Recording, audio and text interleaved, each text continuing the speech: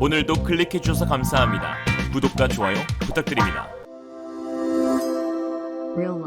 한국과 손을 잡는 순간 우리는 유럽의 최강국이 된다. 한국의 기술력과 폴란드의 가능성이 만나 눈부신 결과를 만들어냈다. 한국과 폴란드의 상호 호혜적인 협력이 최근 가속화되고 있습니다. 지난해 역대급 규모의 계약을 체결한 방산 분야뿐만 아니라 원전, 철도, 인프라, IT 산업 등 다방면에서의 협력이 이루어지고 있는데요. 그렇다면 왜 폴란드는 그 수많은 나라 가운데 한국을 선택했는지, 또 한국이 가지고 있는 한국만의 특별한 장점은 무엇인지 한번 살펴보겠습니다. Let's get it. 지난 14일 폴란드에서 열린 한폴 정상회의를 통해 한국과 폴란드 방산 2차 계약 추가 무기 도입이 합의가 되었습니다. 2차 계약 물량은 현대로템의 K2 전차 820대와 한화 에어로스페이스의 K9 자주포 360문 등 1차 계약 17조 원을 훌쩍 넘기는 약 30조 원에 달하는데요. 지난해 7월 총괄 계약을 통해 FA50 48대, K2 전차 1000대, K9 자주포 648문 등을 도입하는 기본 계약을 체결하고 같은 해 8월 1차 수출 이행으로 K2 180대, K9 212문, FA50 48대 도입이 확정된 데에 이어 이번 2차 계약을 통해 추가 도입이 합의된 것입니다. 폴란드 방산 수출이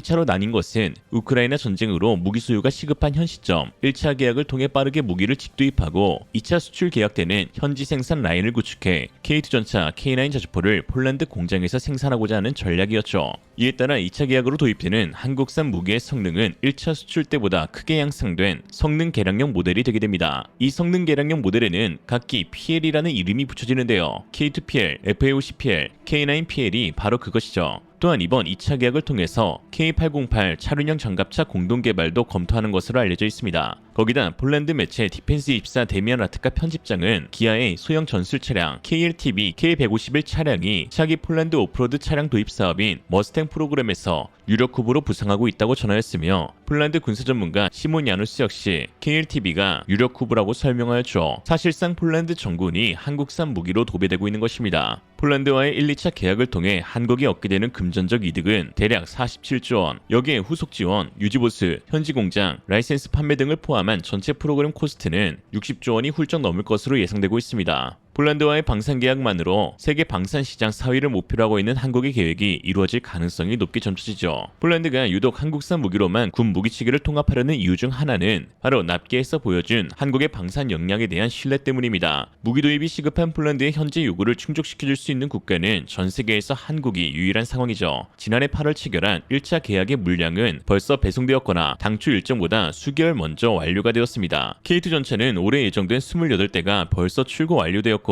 K9 자주포 역시 올해 예정 물량인 22대를 지난 5월에 납품 완료하였으며 FA50은 지난 7월 7일 2대가 특수 포장되어 항공편으로 배송되었고 K239 천무 다연장 로켓 역시 폴란드 옐칙 트럭이 한국에 도착한 지 7일 만에 발사대와 통합되어 지난달 3대가 폴란드로 인도되었습니다. 빠른 납기로 설명이 부족한 광속 납기라고 할 수 있죠. 하나, 현대로템, 카이 등 한국 기업 모두 너나 할 것 없이 상식을 초월한 납기 속도를 보여주면서 폴란드를 비롯한 전 유럽에 큰 충격을 주고 있습니다. 폴란드 역시 큰 만족감을 드러내며 방산 거래에서 이례적으로 통상 선입금의 3배를 지불하거나 빠른 2차 계약 착수 등 협력을 강화해 나가고 있죠. 폴란드 매체 TVP 역시 한국의 우수한 기술력과 한국의 협력에 대해 메인 뉴스에 띄우며 긍정적인 보도를 내었는데요. 다음과 같습니다. Poland is receiving a visit from one of its closest Asian allies, South Korea, to discuss cooperation between the two countries, mainly when it comes to technology.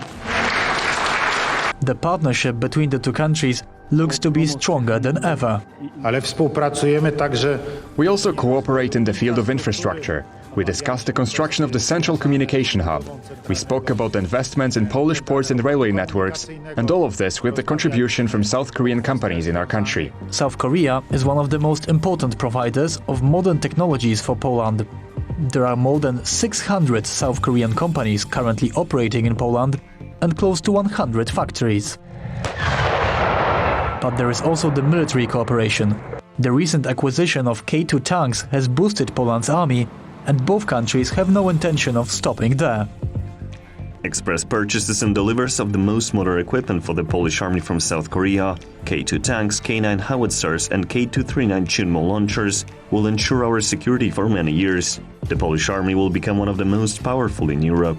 또한 이번 양국 협력에서는 기존에 알려진 방산 협력 이외에도 우크라이나 지원을 위한 폴란드와 한국의 공동 진출, 폴란드 퐁트노프 원전 사업, 폴란드 공항 철도 사업 등 1,000억 달러 이상 대규모 사업들이 추진되어집니다. 폴란드는 한국의 우크라이나 지원을 위해 원팀을 제안하였는데 가운데 국토, 도시, 인프라 등 모든 사업에 한국 기업과 함께 진출하기를 표명하였습니다. EU가 발표한 우크라이나 주요 도시 재건 사업의 총 규모는 최대 1,000억 달러. 이는 2차 세계대전 이후 진행된 서유럽 재건 사업인 마셜 플랜에 버금가는 규모로 그중 한국과 폴란드는 절반이 넘는 520억 달러 사업의 수주를 가져오기를 희망하고 있습니다. 폴란드는 우크라이나와 국경을 맞대고 있으며 현재 전 세계 모든 국가 중 가장 적극적인 지원 및 입장 표명을 하고 있는 국가라 폴란드와 함께 재건 사업에 나선다면 매우 유리한 측면이 있는 것이죠. 특히 같은 날 야측 사신 폴란드 부총리 겸 국유재산부 장관은 한국 원전에 대해 우수한 기술력을 가졌다면서 원전 사업이 본격적으로 추진될 것이라고 밝혔는데요. 일각에서는 이미 미국 웨스팅하우스에 뺏긴 것 아니냐 하실 수 있지만 사실 폴란드 원전 사업은 두 가지 사업으로 진행되고 있습니다. 하나는 폴란드 정부가 주도하고 있는 포메라니아 지역의 원전 건설이고 다른 하나는 폴란드 민간 기업이 주도하는 퐁트누프 지역의 원전 건설 사업입니다. 정부 주도의 포메라니안 원전은 미국의 웨스팅하우스가 그리고 민간 주도의 퐁트누프 원전은 한국의 한수원이 수주를 따낸 것으로 알려져 있는데요. 마지막 계약 체결 도장만을 앞두고 있는 상황에서 폴란드 야측 사신 부총리는 퐁트누프는 한국과의 협력이 거의 99% 확실한 상태다라고 언급하기도 했죠. 웨스팅하우스는 자사의 1000MW 출력의 AP1000을, 한수원은 자사의 1400MW 출력인 APR1400을 공급하기로 했는데요. 총 설치 용량이나 규모 면에서 한수원의 퐁트누프 사업이 더 큰 사업입니다. 더욱이 최근 국내 중견 발전 기자재 업체인 BHI가 웨스팅하우스가 주도하는 포메라니아 원전 발전소 프로젝트의 주요 협력 업체로 선정되면서 이 지역에서마저도 한국 기업이 수혜를 입게 되었는데요.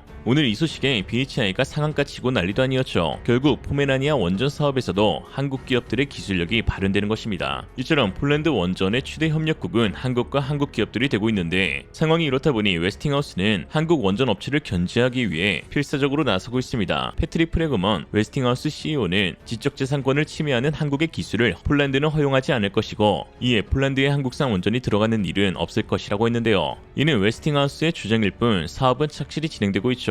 폴란드는 우리 한국의 유럽 진출 핵심 교두보로 최근 한국의 유럽 파트너 중 최대 경협국으로 부상하고 있습니다. 폴란드가 우리 기업들의 새로운 기회의 땅으로 떠오르고 있는 것인데요. 1990년대 동구권 공략의 전초기지였던 이곳은 최근 유럽 한가운데 있다는 지리적 이점으로 여러 분야에서 국내 기업들과의 경제 협력이 확대되고 있습니다. 지난해 한국의 폴란드 수출액은 78억 5,800만 달러로 역대 최고치를 기록하면서 전년 대비 19%나 늘었고 10년 전에 비해선 2배가 넘었습니다. 요즘 한국의 수출 상황이 좋지 않은데도 대폴란드 무역 수지 흑자 규모는 미국, 베트남 등에 이어 7위를 기록하면서 유럽 국가 중 한국의 최대 무역 국제국이 되었죠. 또한 한국과 지리적 역사적 배경이 비슷한 폴란드는 전쟁이라는 아픔을 겪었던 한국이 오늘날 이뤄낸 눈부신 발전에 깊은 존경심을 표하고 있고 또 그것을 보고 배우려는 마음이 매우 큽니다. 하나라도 더 얻어가려고 하고 배우려고 하는 모습을 보면 제가 폴란드인은 아니지만 나라의 발전에 진심을 다하고 있구나 싶고 또 한편으로는 한국인으로서 한국의 기술력이 이 정도로 성장했구나라는 생각에 감개무량해지기도 합니다. 전 세계에서 가장 가난했던 나라가 세계 첨단 산업을 주도하고 기술의 중심지였던 유럽에 오히려 기술을 전수해주고 있으니 말입니다. 최근 외교 전문 채널 비주얼 폴리틱은 어떻게 한국은 부자가 되었는가라는 제목의 영상을 통해 한국의 경제 발전사에 대해 분석했는데요. 바닥에서 정상까지라는 한국의 발전사, 그럼 함께 해보시죠. Today we're going to talk about South Korea, or as Kim Jong-un would call it, the bad Korea. You've probably heard of this country because it's probably where your mobile phone, your TV screen, or possibly even your car was manufactured. Yes, South Korea is a big power not only at the cultural level but also at an economic one. I'm sure every one of you watching this video have at least one product from Samsung, Hyundai, or LG around you. South Korean companies are absolutely on fire, and this is a surprise given that in the 1960s, South Korea was an extremely poor country. And no, we're not talking about relative poverty here. Other countries like Gabon or Zimbabwe were actually more developed at this time.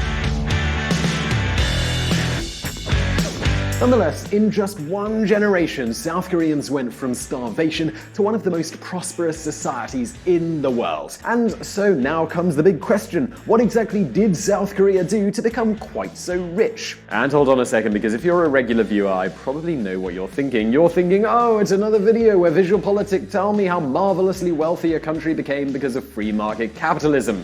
Right? Right? Well, I'm sorry to disappoint you, or not, but the story of South Korea is a bit different. Of course, compared with their neighbors to the north, South Korea is a free paradise, but their economic model has one peculiarity that sets it apart from the rest of the world. So then the question is, what are the reasons that explain this incredible progress in South Korea? From the top to the bottom. As you probably know, in 1953, the Korean peninsula was split into two halves after a war which killed over 2 million people. At that moment, we could actually say that South Korea was the country that was actually in more trouble economically. The North had all of the industries and companies, while the South was agricultural and underdeveloped.